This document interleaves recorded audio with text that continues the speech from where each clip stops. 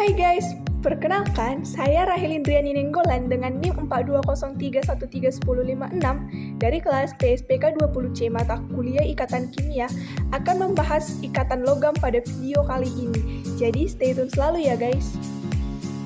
Nah, di sini saya menampilkan beberapa contoh logam yang kita temukan di dalam kehidupan sehari-hari.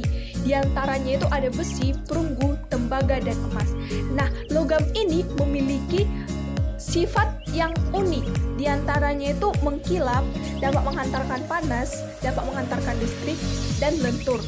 Nah, dari sifat yang tadi kita akan lebih bahas lebih mendalam dalam ikatan logam.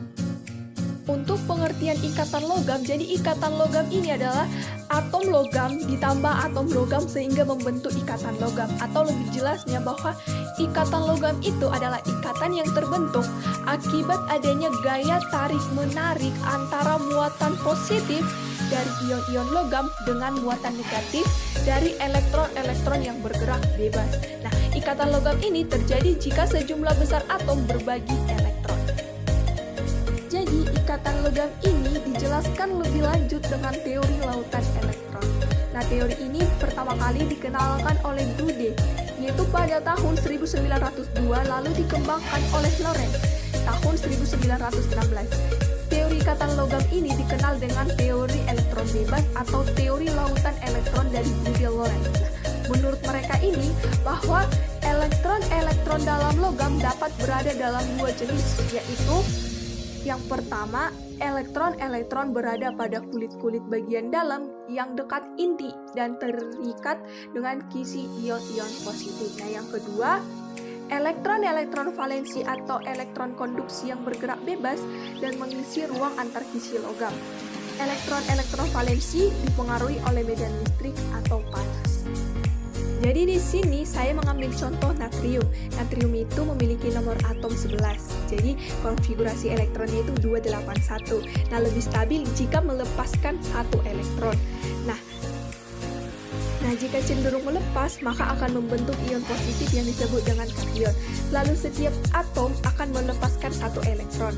Nah, elektron-elektron tersebut akan tersebar dekat dengan atom natrium seperti yang tertera pada gambar. Nah, pada gambar jelas kita lihat bahwa ada interaksi tarik-menarik karena ada elektron dan ada kation.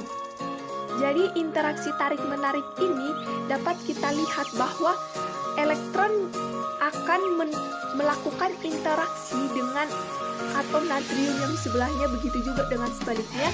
Maka itulah yang disebut dengan ikatan logam. Nah, jadi di sini saya menampilkan gambar analogi dari teori lautan elektron. Nah, pada gambar jelas kita lihat bahwa kation melepaskan elektron. Nah, elektron ini tersebar berada dekat dengan kation. Nah, misal kation atau ion positif ini bisa Na, Mg, dan Fe. Kita ambil Mg. Nah, jadi Mg positif akan berinteraksi tarik-menarik dengan elektron bebas yang berada dekat dengan atomnya. Jadi elektron yang dilepas akan berinteraksi dengan kation Mg yang berada di sebelahnya, begitu juga dengan seterusnya. Nah, jadi di sini banyak elektron-elektron yang tersebar. Nah, jadi itu yang disebut dengan lautan elektron. Selanjutnya saya akan membahas sifat-sifat dari logam. Yang pertama itu mengkilap. Nah, sifat ini dapat dijelaskan dengan teori Gude-Lorentz.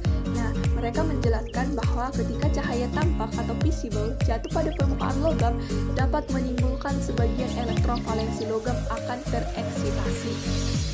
Ketika elektron yang tereksitasi itu kembali ke keadaan semula, maka akan disertai dengan pembebasan energi dalam bentuk cahaya atau kilap.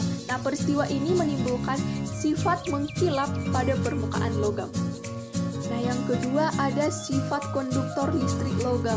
Nah, semua logam bersifat konduktor, yaitu mampu menghantarkan listrik dengan baik.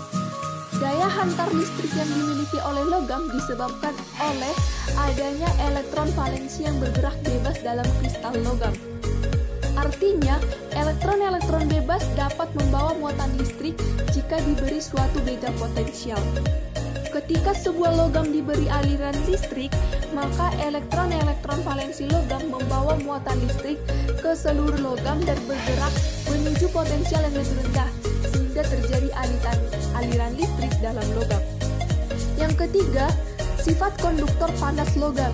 Jika sejumlah kalor atau panas diserap oleh logam, elektron-elektron valensi logam akan bergerak lebih cepat dan elektron-elektron tersebut membawa sejumlah kalor yang diserap. Akibatnya, kalor dapat didistribusikan oleh logam ke seluruh kristal logam, sehingga logam menjadi panas. Nah, yang keempat, sifat ulet, lentur, atau tidak kaku pada logam. Nah, sifat ini memiliki arti bahwa sifat lentur yaitu mudah untuk dibengkokkan, mudah ditempa, namun tidak mudah patah. Adanya elektron-elektron bebas menyebabkan logam bersifat lentur. Hal ini dikarenakan elektron-elektron bebas akan berpindah mengikuti ion-ion positif yang bergeser sewaktu dikenakan gaya luar. Nah, sekianlah penjelasan saya terkait dengan ikatan logam. Semoga materi yang saya sampaikan dapat bermanfaat. Di akhir kata saya mengucapkan terima kasih.